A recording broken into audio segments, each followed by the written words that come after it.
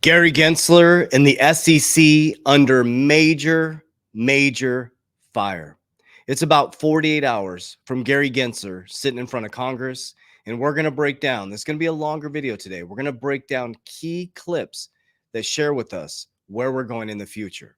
Remember, we went from cryptocurrencies used for money laundering, it's rat poisoning, they wouldn't touch it from a 10-foot pole, to Congress battling back, saying we need regulation.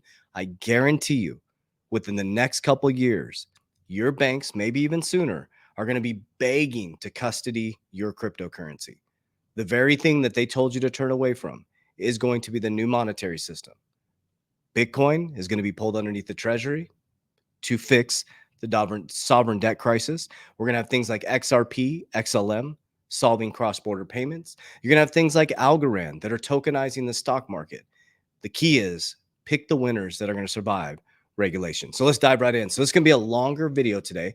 We're going to be breaking down a bunch of different clips, and I want to narrate this. So what I wanted to do, I know this is about 48 hours from a congressional hearing, but I wanted to digest all these clips. I wanted to take a look at it because everybody's firing off saying that Gary Gensler is going to get fired. But let's take a look, and I'll let you form your own opinion.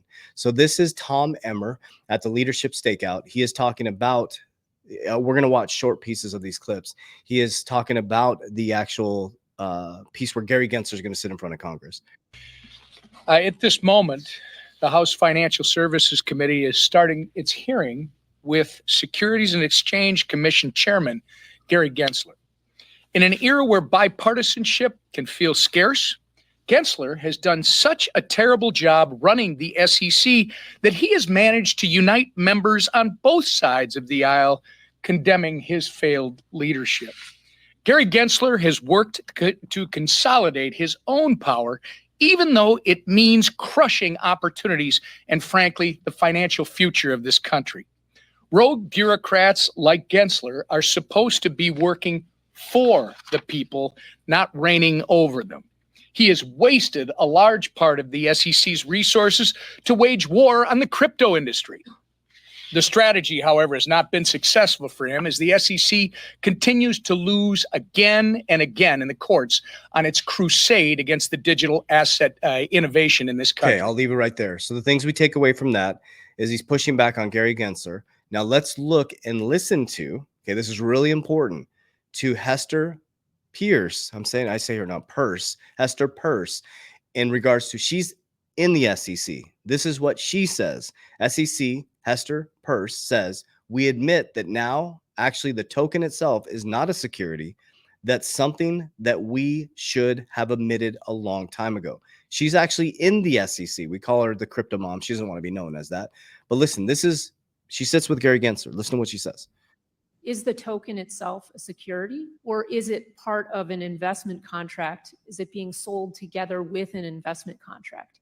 If it is, what is that investment contract and how long does it track along with the token? By using imprecise language, we've been able to sort of suggest that the token itself is a security apart from that investment contract, which has implications for secondary sales. It has implications for who can list it. And I think this is absolutely, we've fallen down on our duty as a regulator not to be precise. And so tucking into a footnote that, yes, we admit that now actually the token itself is not a security.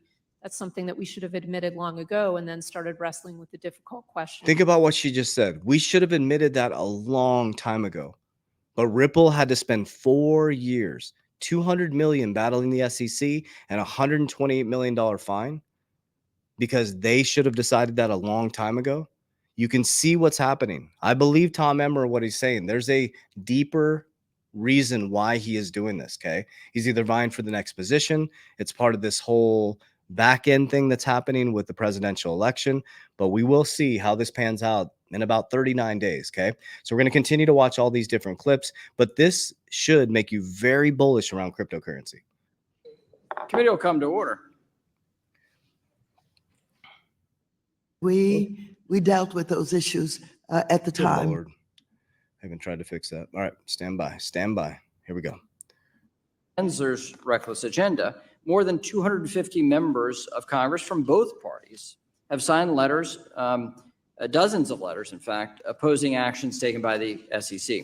Chair Gensler has proposed a slew of major interconnected rules that exceed the SEC's statutory authority. often with inadequate justification, economic analysis, and public engagement.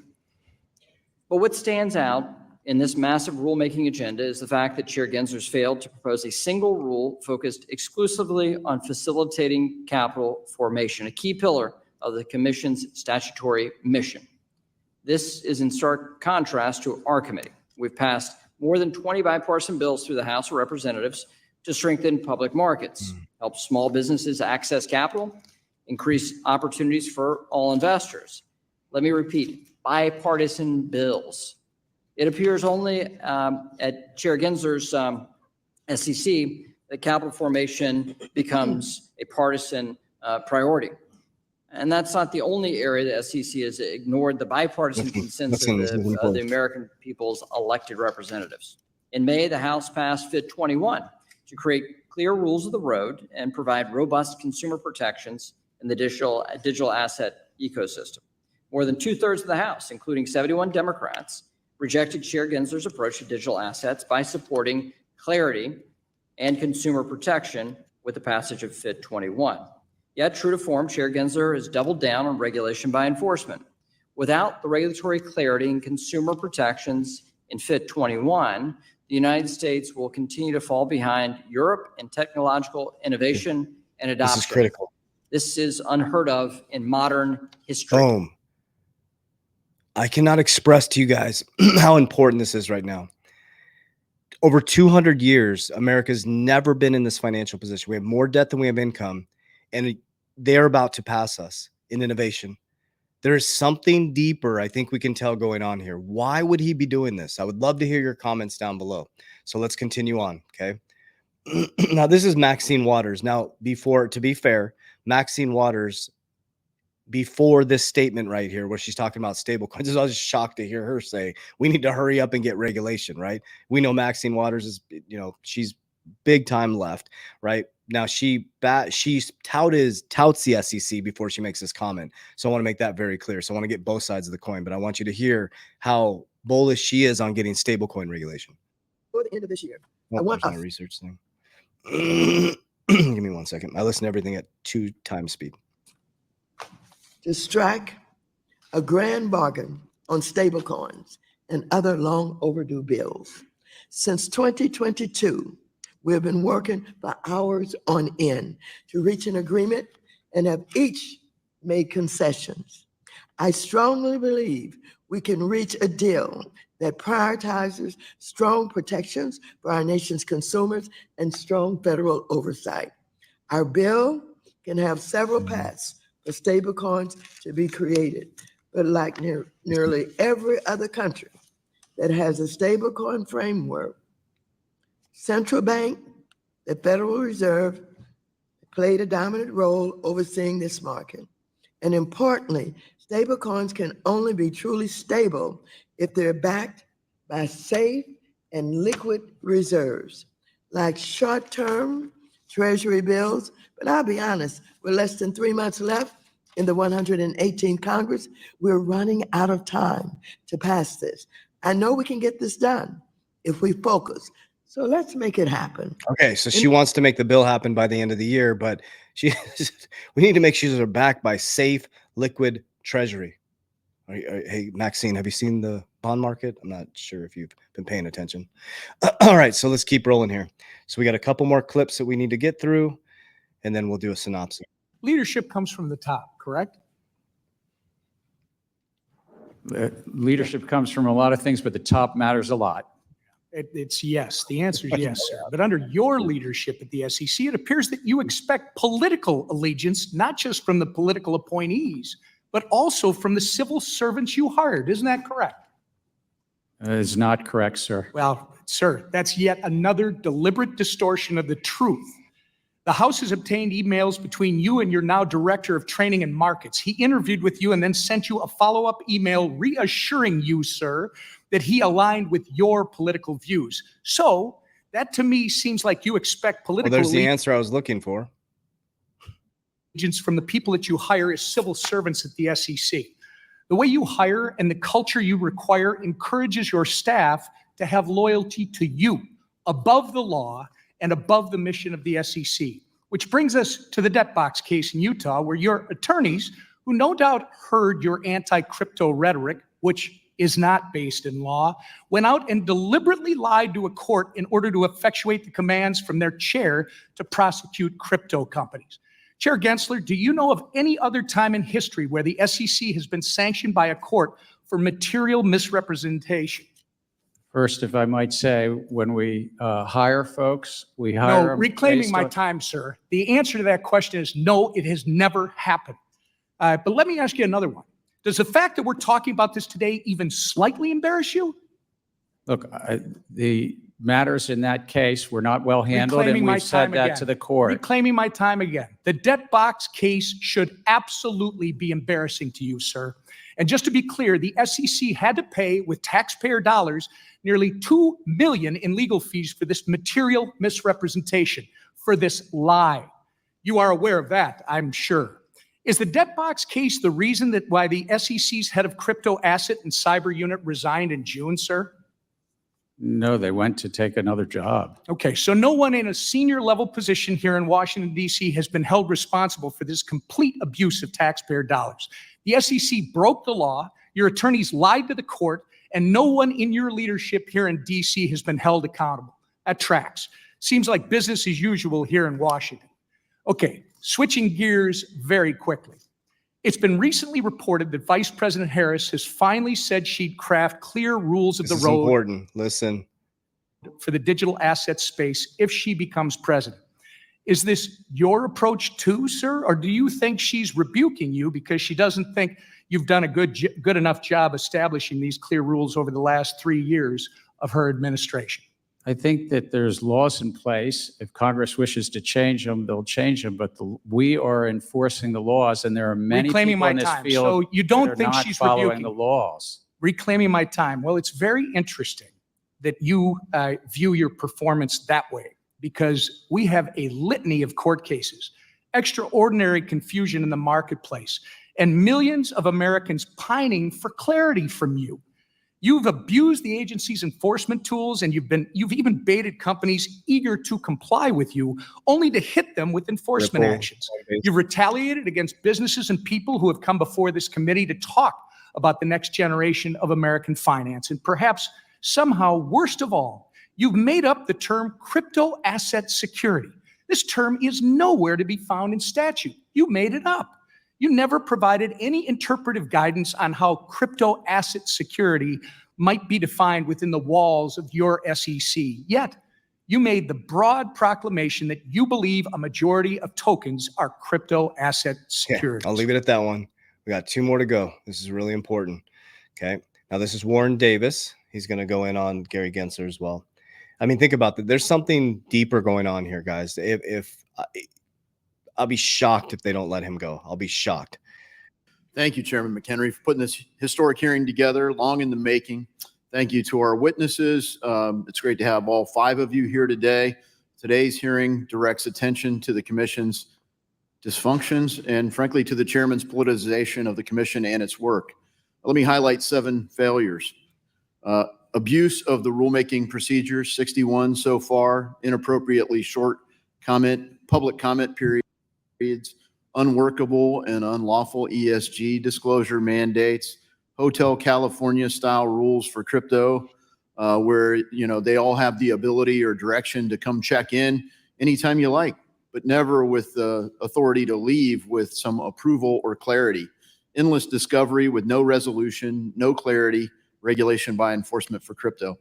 An unworkable proposal to overhauling our equity market structure, de facto ban on crypto through proposed custody rule, and failure to work with Congress, frankly undermining the work that Congress done to provide clarity here. So as many of my colleagues have done today at this hearing, the courts have, even the DOJ, have highlighted severe mismanagement. The list goes on, but unfortunately, I do have limited time. Okay. So he gave 7 different things, and I believe this last one here is Hester Peirce again. So let's Hester Peirce, sorry.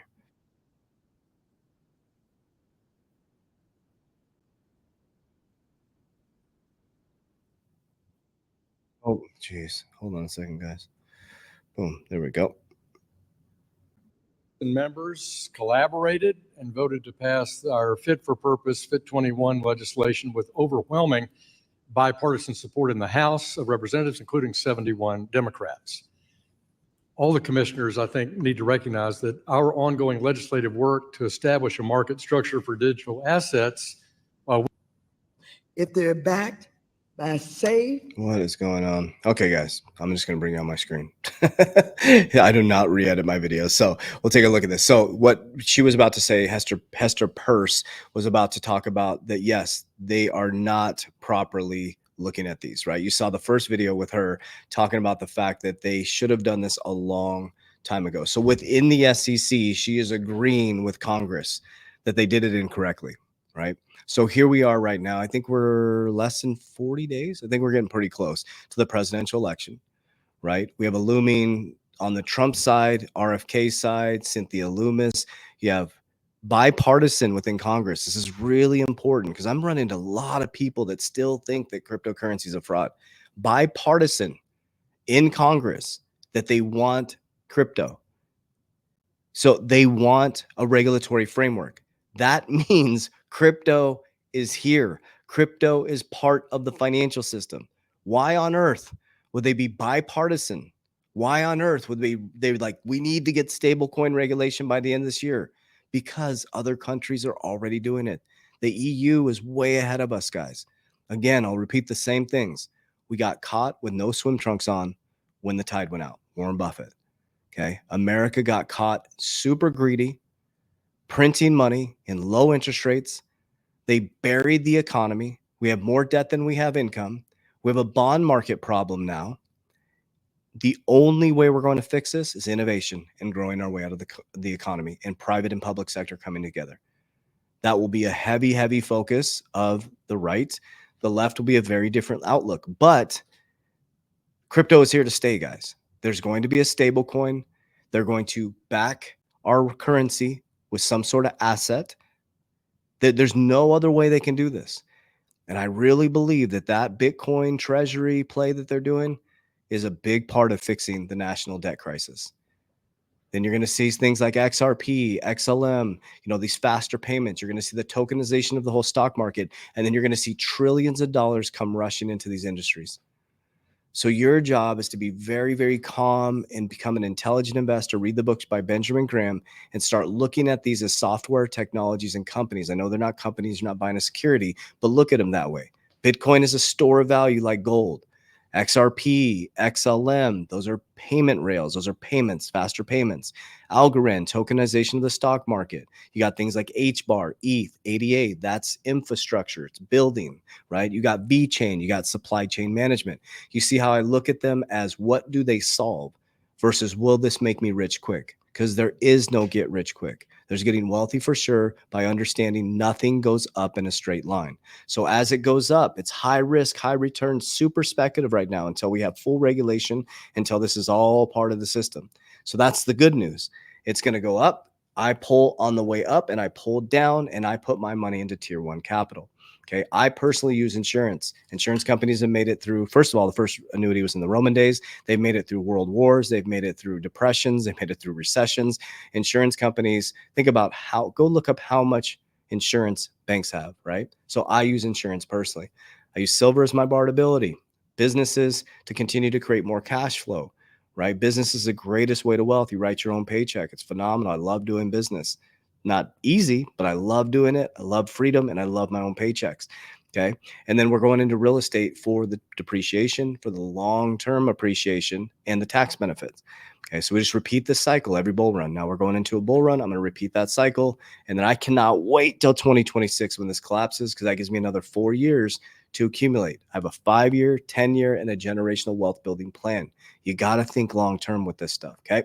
So my apologies for the videos messing up, but I just wanted to get that information out to you guys. I just want you to take a deep breath. We're on the right track. Do not get emotional about this right now. You got to really practice your emotional intelligence right now, because it's about to get really hypey. It's about to get really crazy. Okay. Remember, what goes up comes down really, really hard. So I love you guys. I appreciate you. Remember, if you need any support at all, we're getting hundreds of messages. I'm trying to help as many people as possible. I have an education section now on our YouTube channel with tons of free information. And we also have a free consultation and needs assessment. I want to be very clear. So I have agents in all 50 states and Canada. Those are the states that we cover, Canada and the United States. If you need any help with understanding insurance, the insurance part of it, okay? Now it's a needs assessment. It's very important that you do what's right for you. My team does a needs assessment, looks at retirement strategies, figures out what your needs are. What I do may not work for you. So that's why it's a free consultation. It's a needs assessment. So fill that out. You'll never send my team money. It's a free consultation. They'll text you, they'll call you, they'll email you. Just make sure you show up for your appointment. We have lots of people trying to get an appointment, okay? Next, I have a community, which is the Academy. You'll see Coach JV Academy. And that's a group of like-minded individuals just like you. We have tons of live calls. You don't feel alone in this space. We have education. We have live calls. It's your community. It's your tribe. And that's down in the description of this video, or click the bio. So click the bio. Needs assessment is for the insurance part. And then the other one is for the Academy. So I love you guys. I appreciate you. As we always say, Warriors, rise, get your shit together. Let's go.